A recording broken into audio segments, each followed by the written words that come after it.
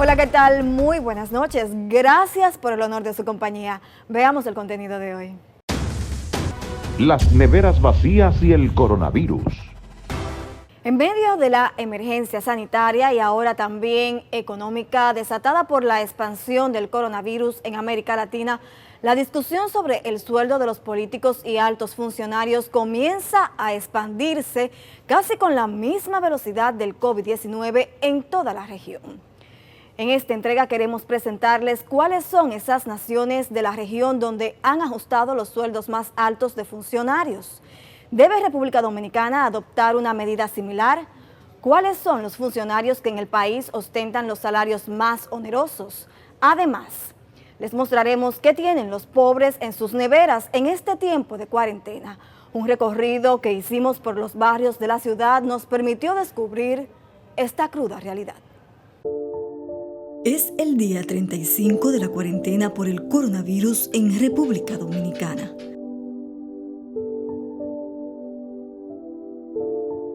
Pero en la ciudad de Santo Domingo parece un día normal. Las mascarillas que cubren el rostro de los vendedores en las calles y las personas que hacen fila para entrar a bancos, supermercados y farmacias te devuelven a la realidad. En territorio dominicano, el desafío de mantener a las personas en sus casas se ha logrado a medias y por consiguiente las cifras de infectados y muertos por el COVID-19 están aumentando. ¿Qué ocurre? ¿Por qué a pesar del peligro los ciudadanos no se quedan en sus casas? Porque no hay dinero para uno sostenerse en la casa. Si uno no sale a buscar algo, la cosa está mala. En la calle lo que uno le puede pegar un virus de eso, la vaina esa que anda. Porque tú sabes que en la casa si uno tuviera para sostenerse, porque el sostén del cuerpo, el sostén del cuerpo es la comida. Si no hay comida uno se va a morir. Yo ando todo lo colmado tejido, tirándole pan a ver si me compran para poder sobrevivir. Yo lo que sea motorista, pero no hay nada. Pues, tirando mi fundita de pan para ver si consigo la comida, no hay nada. Le pido al presidente que me dé mi tarjeta, que la necesito y me hace falta. No busco.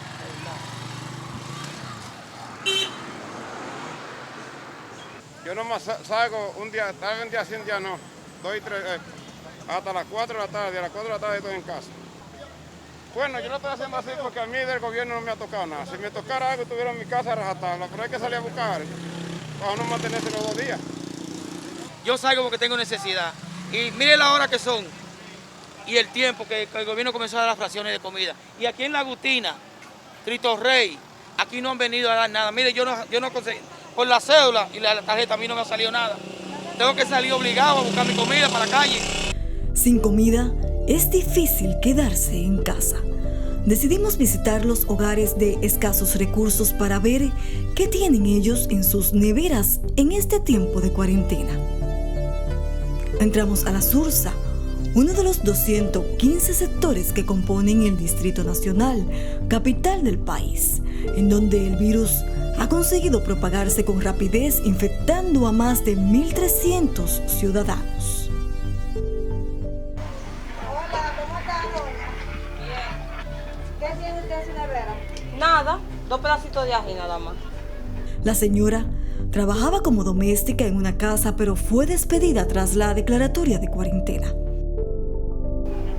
No tengo nada, porque no tengo ni trabajo, y el marido mío tampoco no está trabajando por lo que está pasando. Para subsistir, su esposo ha debido incumplir el llamado de las autoridades de quedarse en la casa. El marido mío se va allá abajo con un amigo de él, a limpiar un chin, él le da alquito, y de ahí él consigue, le da 100 pesos y así. El panorama de sus vecinos es muy parecido. Agua, hielo y fruta. Ahí no hay más nada. Más nada, eso fue un chin de cosita que me quedó ayer. Pero más nada hay. En los supermercados eso está, que usted no puede. Yo compré 2 paquetes de arroz y los aceiticos pequeños que venden a 145 y a 160. Yo compré en el Jumbo a 195 con la tarjeta. O sea, que todo está por encima de los precios. Entonces, uno no se está sosteniendo con eso. Además de eso, Ellos dijeron que iban a traer casa por casa una comida de la semanal, de 3 fundas, 3 raciones de comida. Aquí vinieron un solo día y jamás han vuelto.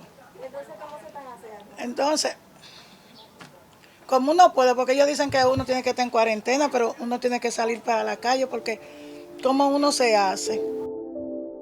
Ahora nos dirigimos al sector Los Guandules. Al llegar, aquí también elegimos varias casas al azar para ver qué tienen en sus neveras. Estamos abriendo las neveras de los sectores para ver cómo están. ¿Cómo está su nevera? ¿Tiene comida? ¿No tiene? ¿Tu nevera tiene comida? No, venga. Vamos a verla.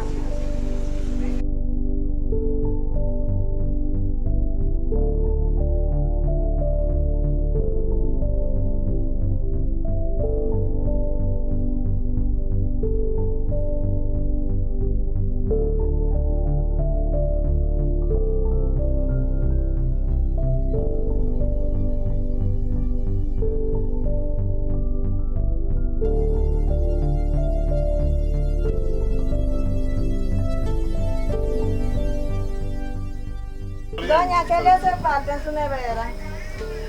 Bueno, leche, porque yo soy diabética y tengo que estar comiendo una cosa hoy, otra mañana y otra cosa así. Y yo me entro pan ahí, no tengo pan diabético, no tengo queso de diabético, no tengo. Jugo sin azúcar. Mira, el único hijo que tengo es y tiene 5 muchachas, que tiene 5 muchachas hembras, tiene. Y apenas es lo que está chiripiando y ahora mira cómo está, mira cuando usted ve que esta hora está aquí. Aunque tiene la tarjeta Solidaridad, dice que el dinero no le alcanza para suplir sus necesidades. Bueno, yo le digo a usted, él me da 50 pesos, cuando él consigue me da 50 pesos y yo con eso yo me la desenvuelvo, hago cualquier cosita. Cocino una fundita de harina de maíz, algo yo tengo que comer. Porque tener a mi cuerpo. Y mire cómo yo me hace caso, soy diabética. La presión, las pastillas que yo compro me cuestan 2.080 pesos. No, en este mes no las podía comprar. Continuamos el recorrido en Los Guandules, un sector de gente muy pobre. Pedirles quedarse en casa sin sustento es asegurarles la muerte. Vimos 8 y no estamos trabajando ninguno. Yo trabajo en un colegio y no me han seguido dando dinero. Abriendo neveras casa por casa, nos topamos con algunos que ni siquiera tienen. Nevera, no tengo nevera. ¿No tiene nevera? ¿Dónde tú pones lo que compras, la comprita? En el gabinete, ahí entra. Dentro del gabinete. Vamos a verlo. No tengo nevera. Bueno, yo compro, cuando hago mi compra, la pongo en una cubeta, parte la meto acá y así. Nos muestra la comida que le queda en esta cuarentena para ella y sus 4 niños. O sea, nomás tengo fideo, arroz, espagueti, hay harina, hay aceite, tengo salami, huevo. ¿Cuántos huevos tú tienes? Bueno, ya nomás me quedan 5 huevitos. 5 huevos. O sea, ahora mismo no estoy trabajando por la cuarentena. Yo trabajo en tiendas y cosas así. Admite que a veces llegan días en los que no tienen qué comer. Ya tienen 2 días sin leche. Ya tengo que comprarle leche, pamper, con que desayunarla, que darle cena, cosas así.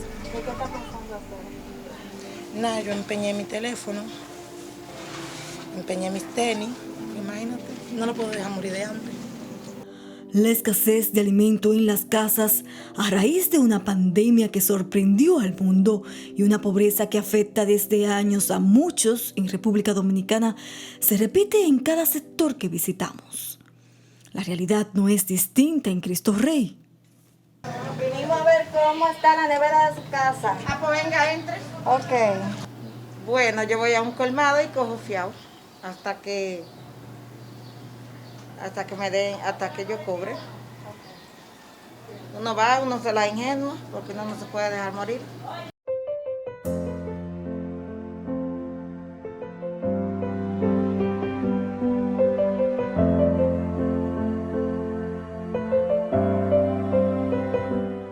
Neveras vacías, eso encontramos. Una triste realidad que afecta a miles de dominicanos, entre ellos muchos que han perdido sus trabajos.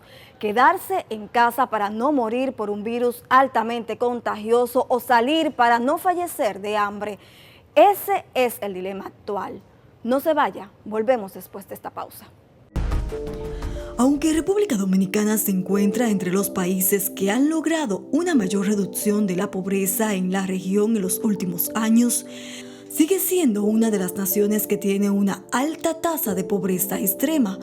Y en esa situación nos encuentra esta pandemia, que según las proyecciones económicas, cuando pase, nos podría dejar un dolor de cabeza. Primero tengo que decir que esta es una situación inédita. Nunca se había producido una crisis de esta magnitud. Una crisis que no es de origen económico, sino cuyo origen es la lucha contra el virus. Como no hay una vacuna, la única alternativa que hay es el aislamiento social. La consecuencia de eso es que se cae la demanda y se produce en la economía lo que se llama un choque de demanda. Eso provoca una caída de la demanda, la gente no tiene, si produce, no tiene nadie que le compre, y eso es lo que genera la paralización del aparato productivo.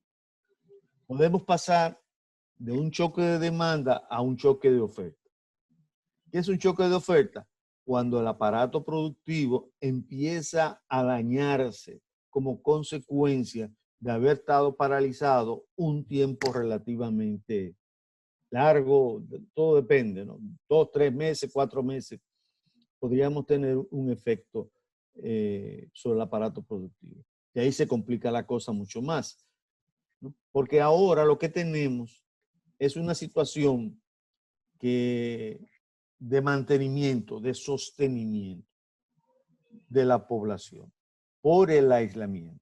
Luego vendría una segunda etapa que es la recuperación, cuando se termine parcial o totalmente el aislamiento. Según el informe Panorama Social de América Latina 2018 de la Comisión Económica para América Latina y el Caribe, CEPAL, el país tiene una tasa de pobreza extrema que se sitúa entre el 5% y el 10%, mayor que naciones como Argentina, Chile, Costa Rica y Uruguay, en donde este indicador está por debajo del 5%, mientras que la pobreza general es de alrededor del 22% de la población. De acuerdo a este porcentaje, si la población que reside en República Dominicana es de 10.738.958 personas, significa que 2.362.570 son pobres y 1.073.895 se encuentra en extrema pobreza. Es decir, que en el llamado Quédate en casa se encuentran estos 3.5 millones de ciudadanos que no cuentan con recursos suficientes para subsistir. Entre ellos, muchos que no están recibiendo ayuda del gobierno y quienes la reciben aseguran que no es suficiente. La política actual es de sostenimiento de la población, evitar que la gente se muera de hambre. Esa es básicamente la política. Y todos los países del mundo están haciendo más o menos lo mismo, que es llevarle dinero a la gente para que sobreviva, porque la prioridad es derrotar la enfermedad. ¿Es suficiente ese dinero? No, no es suficiente, obviamente. ¿Por qué? Porque mira, el margen entre el ingreso mínimo de pobreza, el ingreso medio de pobreza, perdón, y el umbral de pobreza, o sea, en el momento en que una familia es pobre, es como alrededor de 8.000 millones, 8.000, 9.000 millones de pesos. Eso significa que estos 5.000 pesos no cubren esa brecha, ¿no? Y por lo tanto no son recursos suficientes. Obviamente es mejor que nada y va en la línea correcta, Pero esto es una situación que cada día está tomando más proporción. Tenemos un amplio sector de informales, tenemos un grupo poblacional muy amplio en situación de vulnerabilidad. que ni son ni clase media, no son pobres porque quizás ganan 2 o 3 pesitos más, pero es un grupo poblacional muy amplio que puede sencillamente convertirse en una población pobre. Y muy probablemente así sucederá. Parte de esta población pobre y en extrema pobreza sobrevive de la informalidad laboral, que en República Dominicana, según informes, es de 58.7%. El problema actual radica en que un gran porcentaje de los dominicanos, incluyendo trabajadores formales, perciben ingresos con los que ni siquiera alcanzan a costear la canasta básica familiar más baja, calculada en 14.465 pesos. Por lo que muchos no saben qué es contar con un ahorro, y así los encontró la pandemia. El ahorro depende del ingreso. Y si la tasa de interés es lo que le paga a la gente para ahorrar. Primero, la tasa de interés es muy bajita, pero eso no es un determinante fundamental del ahorro. El determinante fundamental del ahorro es el ingreso. Si tú ganas 1,000 pesos, bueno, para ahorrarte 100, son 100 menos que vas a consumir. Nadie puede vivir, es muy difícil vivir con 100 pesos mensuales. Tiene que generar un ingreso lo suficientemente holgado para poder generar ahorro. Al dilema de la informalidad se suma el de miles de empleados formales a los que esta pandemia también tomó por sorpresa, junto con una suspensión sin disfrute de sueldos en sus trabajos. La sociedad tiene la mayor parte de los trabajadores, más de la mitad de los trabajadores y trabajadoras están en la informalidad, no tienen ningún tipo de protección. No tienen registro, no pueden participar de ningún subsidio, de ningún tipo de auxilio. En la formalidad como en la informalidad ganan poco. Y frente a una restricción del turismo de la zona franca, era difícil poder sostener eso. Si a eso además tú le agregas un sistema de salud, de seguridad social, de protección social, con tantas limitaciones, precariedades, inequidades, y además tú le agregas que no tenemos ni siquiera un seguro de desempleo, y que el Código de Trabajo da tantas libertades a la clase patronal, que ya desde antes de la declaración de emergencia empezaron a mandar incluso por redes sociales cuáles eran los resquicios legales de las cuales la clase patronal se podía agarrar para despedir, suspender trabajadores. Yo creo que en realidad es difícil darse cuenta cuáles fueron las previsiones y las supuestas planificaciones y los cálculos a tiempo de los impactos que esto tendría y las medidas que una realidad de un país latinoamericano y sobre todo de un país como Dominicana necesitaba para afrontar esto de una manera que no se tradujera como se está traduciendo, una crisis de salud y que es económica mundial, pero una crisis social, y yo te diría que humana, en millones de hogares hoy en República Dominicana. A un mes de haber declarado el país en emergencia por la pandemia del COVID-19, ya se habían registrado cerca de 500,000 de trabajadores que se encuentran afectados con la suspensión de sus contratos de trabajo. O sea, nosotros estamos diciéndole a gente, pierdan su salario y reciban un subsidio que como máximo está por debajo de la línea de pobreza extrema. Y encima no le ponemos ninguna condicionalidad ni ningún límite a aquellas empresas que entienden que por su cuenta pueden despedir o suspender trabajadores y trabajadoras en una situación de nuevo que no es por una situación puntual de esa empresa ni porque los trabajadores o trabajadoras decidieron faltar a su trabajo. Es porque hay una ley que obliga a la gente a no ir a su trabajo, a que los negocios cierren. Entonces esto requería medidas y políticas muy bien pensadas que protegieran a quienes más limitaciones tienen y que los empresarios y empresarias se pusieran un poco la mano en el corazón y en un acto de civismo y de patriotismo dijeran, a ver, ¿cómo yo sostengo el alimento de ese hogar? Porque ese es un trabajador o una trabajadora que ha estado dando su sudor para mi empresa y es un hogar donde hay que comer. A raíz de la llegada del coronavirus a territorio dominicano, el presidente Danilo Medina dispuso para los trabajadores informales de menores ingresos y las familias en condiciones de vulnerabilidad el programa temporal de ayuda Quédate en Casa. A través de este se entregaría a 1.5 millones de hogares pobres o vulnerables 5,000 pesos al mes desde el 1 de abril hasta el 31 de mayo. Sin embargo, tomando en cuenta la cantidad del costo de la canasta básica familiar, ¿sería este un monto para quedarse en casa? ¿Y cómo? Si con 2.500 pesos que el gobierno le ha dado a uno, y gracias a Dios que soy desgraciada, eso no da para nada. Uno que tenga 2 y 3 muchachos, eso no da, mija, para nada. Y aquí, uno viene y aquí no hay nada. Mira cómo están los vehículos parados. Y uno nos ha hecho 200 pesos hoy. Dijeron que iban a ir casa por casa a dar, ¿verdad?, las raciones. Yo vivo en Guaricano y que yo sepa donde yo vivo, no han dado una sola. Claro que no se puede resolver, no, porque es muy poco, pero algo es algo, sí, pero es muy poco, 2.500 pesos para una quincena en una casa con familia es muy poca cosa. El dinero no hay.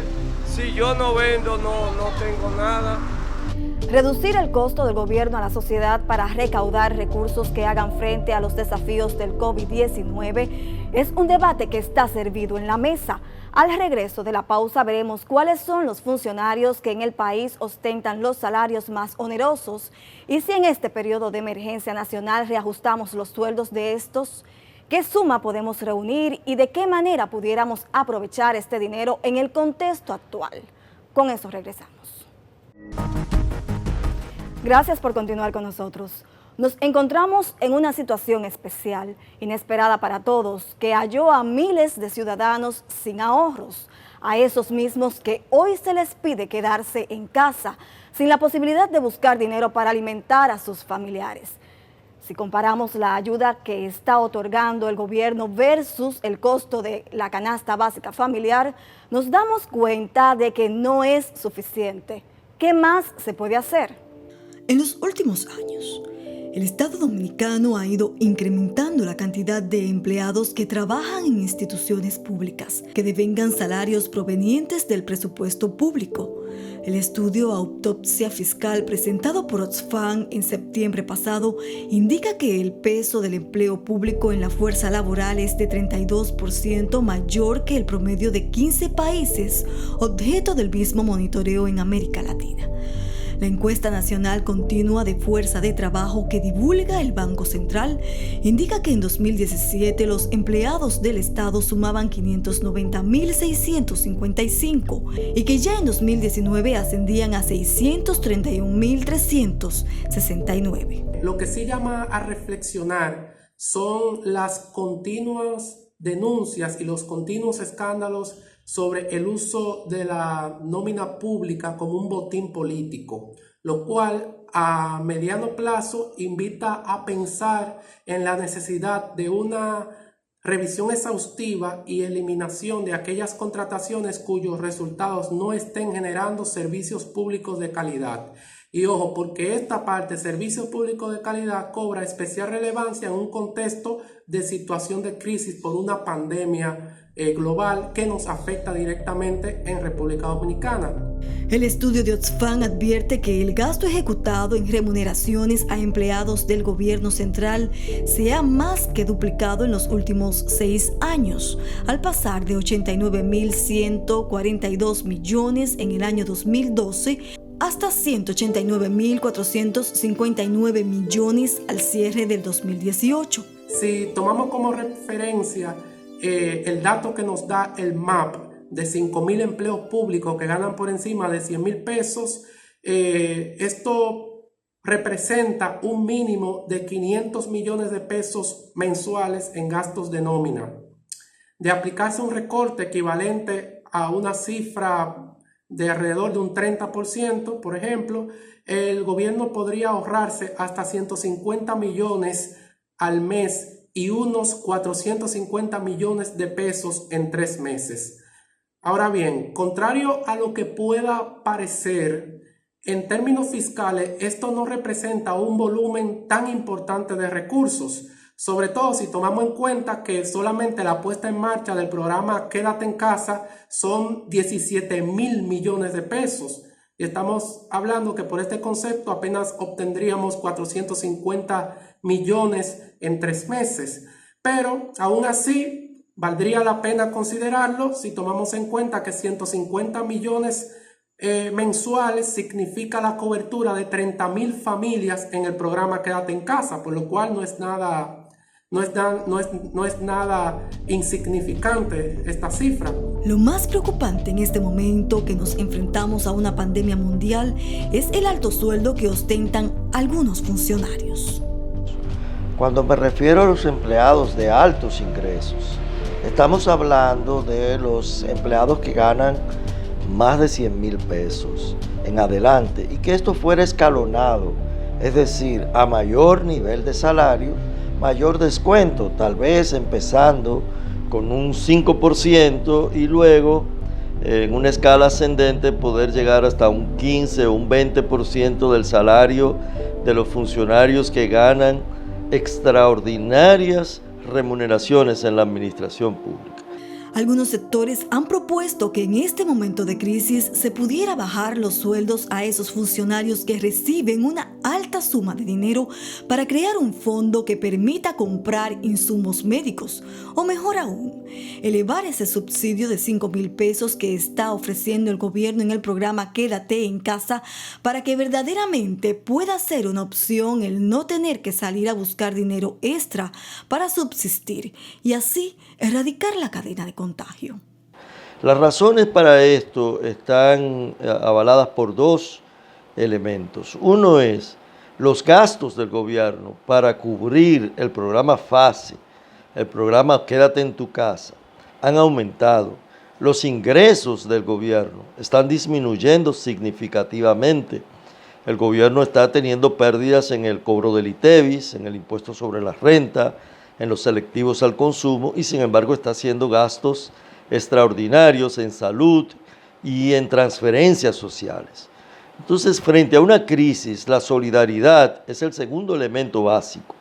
Los funcionarios del gobierno que tienen altos salarios deberían contribuir no solo de manera económica, sino además como un desprendimiento moral y de altruismo y de solidaridad con todos aquellos trabajadores del sector privado que están perdiendo sus salarios. Colombia, México, Uruguay, Paraguay, Ecuador y Costa Rica son los países de América Latina que hasta el momento han anunciado una reducción a los sueldos más altos de la administración pública para hacer frente a una pandemia de dimensiones colosales que desbordan los sistemas de salud. En Colombia, su presidente Iván Duque decidió que él y los funcionarios de más alto nivel de esa nación aportarían durante 4 meses entre el 10 y el 15% de su salario para destinarlo a un fondo de apoyo para los sectores damnificados por la pandemia. También en Uruguay, su presidente Luis Lacalle Pou asumió la misma medida durante 3 meses y dijo que los recortes oscilarían entre un 10 a un 20%. Estos recortes, según las estimaciones de sus autoridades, permitirían un ahorro de unos 52 millones de dólares. En Ecuador, uno de los países de la región más afectados por la pandemia, su presidente Lenín Moreno tomó la decisión de reducir en un 50% su salario mensual, así como el de los miembros de su gabinete para contribuir a la crisis provocada por el virus. Y mientras varios funcionarios de la región decidieron bajar su salario para ayudar a esa masa poblacional que queda desprotegida económicamente frente al coronavirus, en territorio dominicano este debate comienza a surgir. En ocasiones anteriores, incluso en tiempos, digamos, normales del país, nosotros exigimos de manera reiterada la necesidad de que esos salarios que llegamos a calificarlos de obscenos en relación a lo que son los ingresos de los sectores populares, de los sectores de los trabajadores, con mucho más razón ahora es necesario que se produzca esa reducción. Pero debo decirte lo siguiente. Aquí no hay dudas que habrá que hacer una reformulación del presupuesto. Porque, como tú sabes, este presupuesto del 2020 lo van a aplicar dos gobiernos. El gobierno que esté hasta el 16 de agosto y el gobierno que esté desde el 16 de agosto en adelante. Y eso implica entonces que es necesario, frente a la crisis, reestructurar ese presupuesto. En primer lugar, estableciendo cuáles son las prioridades. Por ejemplo, hoy día es una prioridad la salud. Hoy día es una prioridad la alimentación. Hoy día es una prioridad el subsidio a los trabajadores que están siendo enviados a sus casas y además de eso los trabajadores informales. Y además, entonces, ese presupuesto tiene que identificar las fuentes. ¿Por qué? En esa reestructuración tenemos que saber, en un país donde se han caído todos los factores que alimentaban la economía, que eran factores externos, como el turismo, como eran las remesas, como era la inversión extranjera, las exportaciones, todo eso se ha caído. Entonces tenemos que ahora, y además se ha caído, por tanto, las recaudaciones fiscales. Entonces, es necesario también no solamente establecer las prioridades, sino cuáles serán las fuentes que van a sustentar ese presupuesto. Y precisamente, uno de los aspectos que hay que reformular en el presupuesto es una transformación de la calidad del gasto público.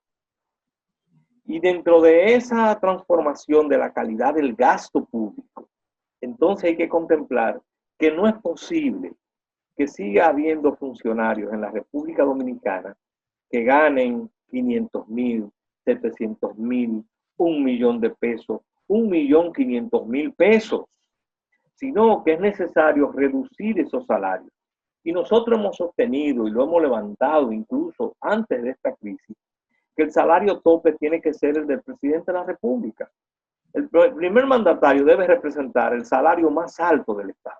Y a partir de ahí, entonces, crearse toda una serie de categorías para los ministros y para otros funcionarios. Al debate sobre la reducción de los altos sueldos de funcionarios también se suman legisladores. Creo que es el momento oportuno, adecuado, para que haya un aporte desde el gobierno central para la disminución en un porcentaje a los que más ganan. Pero no solamente del gobierno, sino de sectores descentralizados que pueden tomar sus propias decisiones.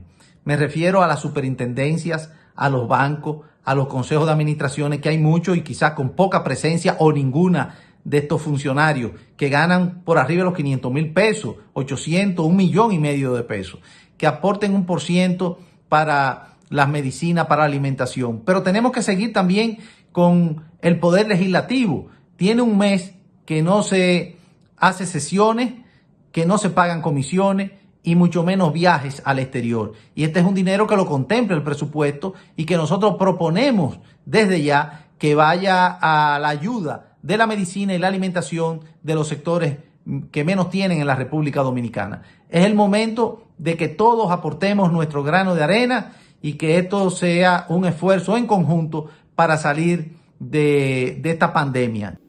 Yo valoro positivamente el que se pudiera pensar en este tipo de alternativas para llevar a las familias una renta básica garantizada a todas las familias que lo necesitan. Y no sería solo el hecho de revisar o reducir los salarios de lujo de los funcionarios públicos. Creo que también deberíamos revisar las partidas presupuestarias, identificar los fondos que están destinados para implementar acciones o ejecución de obras que en estos momentos no son prioritarios. También creo que es una buena oportunidad para verificar y hacer una indagatoria de cuáles instituciones pueden ser fusionadas, que tienen doble función y poder eliminarlas. O sea, hay muchas de estas alternativas que deben ser exploradas y en la medida que esta crisis vaya avanzando, pues tendremos que pensar y tomar las medidas que sean necesarias para garantizar la calidad de vida de nuestra gente, garantizar el acceso a la salud y garantizar la alimentación y la protección de todos los ciudadanos. La sociedad civil es también una abanderada de la propuesta. No hay duda que para enfrentar la crisis sanitaria y evitar que se pueda profundizar y que podamos transitar a una crisis de tipo humanitario, el gobierno dominicano debe redefinir sus prioridades y sin lugar a dudas se debe avanzar en un proceso de organización del Estado. Para eso tenemos dos disposiciones normativas que son fundamentales y que pueden ayudar a construir un mayor nivel de racionalidad del Estado. Por un lado es la Ley Orgánica de la Administración Pública. El presidente Danilo Medina ha decidido no aplicarla, no implementarla. Y por otro lado está la Ley General de Salario del sector público. Por un lado debemos reducir las instituciones con funciones difusas, duales, y por otro lado, con la implementación de la ley de salario, pues buscar mayores niveles de equidad retributiva e igualdad salarial en la administración pública, resolviendo las distorsiones. Estas dos medidas que van en el orden de la administración pública y de su eficiencia, sin lugar a dudas, se traducen a mayor eficiencia del gasto y con esto, pues, poder priorizar el gasto para los elementos fundamentales que necesitamos en este momento, que es salvar la vida de los dominicanos y las dominicanas. El sueldo de los presidentes de los países donde proponen una reducción de los salarios a los funcionarios son iguales o menores que el del presidente dominicano Danilo Medina. Echemos una mirada. Andrés Manuel López Obrador, presidente de México, devenga un salario de $5,000, equivalente a 265,000 pesos dominicanos. Lenín Moreno, presidente de Ecuador, recibe un salario mensual de $5,635, equivalente a 298,655 pesos. El presidente de Uruguay, Luis Lacalle Pou, percibe $8,077.34, es decir, 428,099 pesos dominicanos. También tenemos al presidente de Colombia, Iván Duque, quien gana $8,200 mensuales, es decir, 434,600 pesos dominicanos. Todos estos ganan menos que Danilo Medina, quien devenga un salario mensual de 450,000 pesos. Solo el presidente de Costa Rica, Carlos Alvarado, gana un poco más que Danilo. Su sueldo es de $8,526, es decir, 451,878 pesos mensuales. Él también bajará su salario para contribuir con la crisis económica generada en su país por el nuevo coronavirus. Lo llamativo en este caso es que tanto el sueldo del presidente Medina como el de muchos funcionarios dominicanos sobrepasan el salario de los presidentes de esas naciones donde se bajaran los salarios. Tal es el caso del gobernador del Banco Central, Héctor Valdés Albizu, quien recibe un salario mensual de $1,469,300 pesos, así como la vicegobernadora Clarisa Altagracia de la Rocha de Torres, quien devenga $1,364,045 pesos. Ambos se incrementaron en más de 300,000 sus salarios en estos últimos 4 años. El Banco Central también establece un sueldo de $966,395 pesos para el subgerente general. Incluso hay directores con salarios de $567,395 pesos.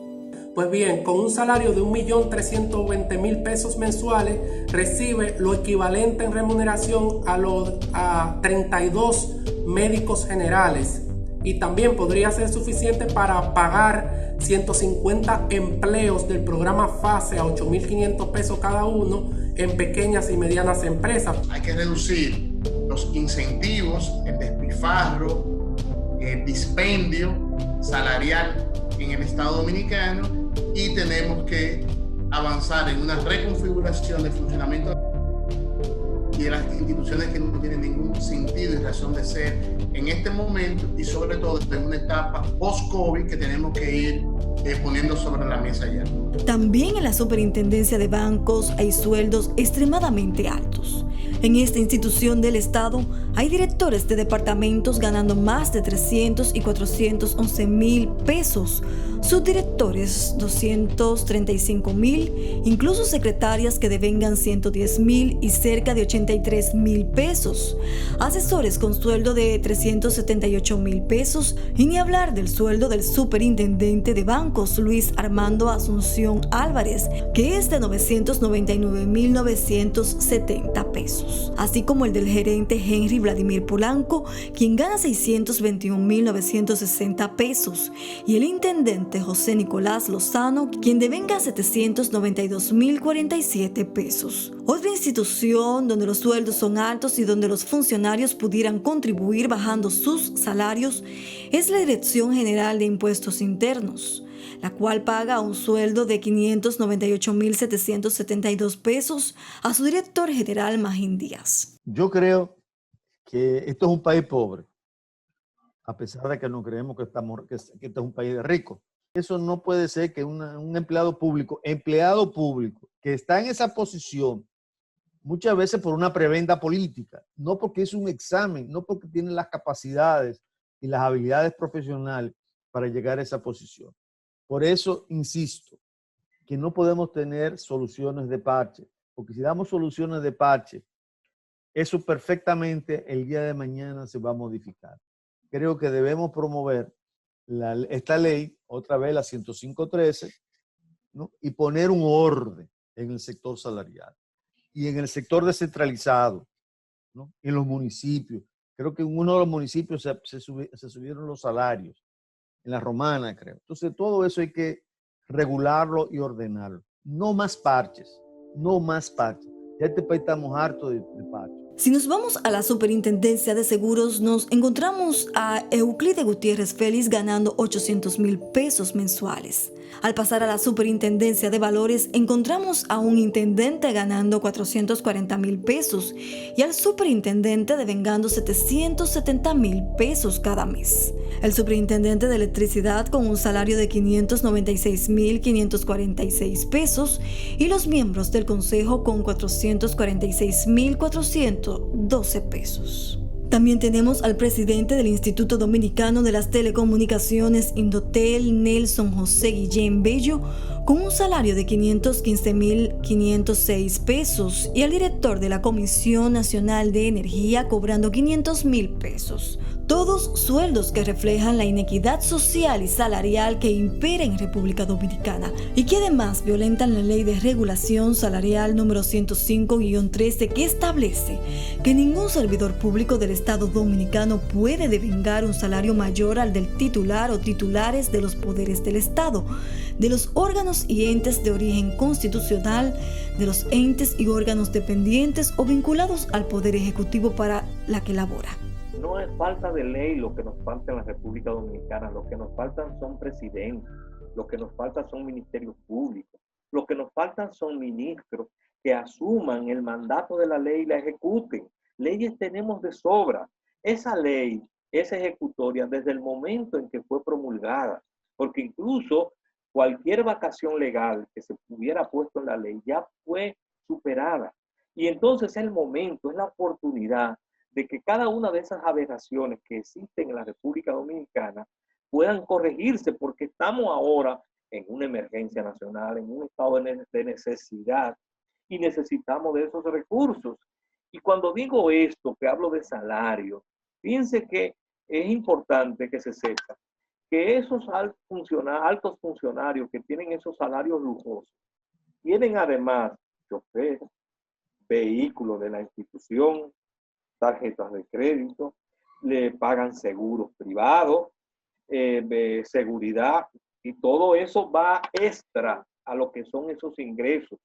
La Ley 105-13 es obviada en muchas instituciones públicas que establecen cargos con salarios que están muy por encima del que gana el presidente de la República, fijado por dicho reglamento en 450.000 pesos al mes. Yo soy más partidario de que se aplique la ley, la 105.3, que es la que regula los salarios del sector público. y que se aplique el reglamento, que se haga el reglamento y que se aplique. Eso es fundamental, porque tú puedes poner un parche aquí, un parche allá, pero deja esta estructura de salario que tiene el Estado, que se parece mucho a un Frankenstein, porque tiene grandes diferencias.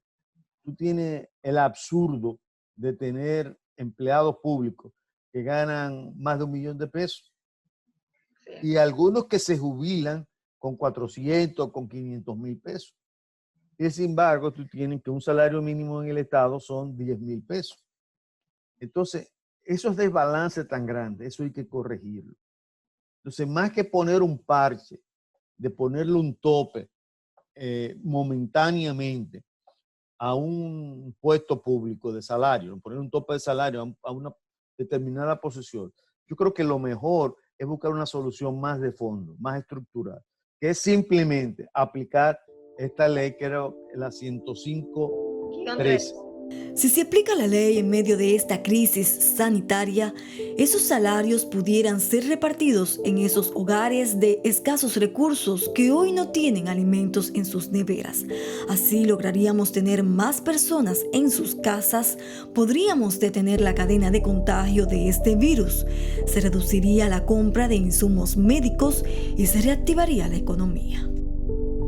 Pedirle a un ciudadano que sobreviva junto a sus familiares con 5,000 pesos al mes mientras un gobierno mantiene sueldos de lujos a sus funcionarios es una desconsideración a la población. Pienso que es oportuno que el presidente Danilo Medina tome en consideración hacer una revisión de los sueldos en la administración pública para ayudar a hacer frente a esta crisis sanitaria que enfrentamos. Creo que ya es hora de hacer cumplir la ley. Así llegamos al final de este espacio. Gracias por el honor de su compañía. Nos vemos el próximo domingo con más contenido en La Verdad a Fondo.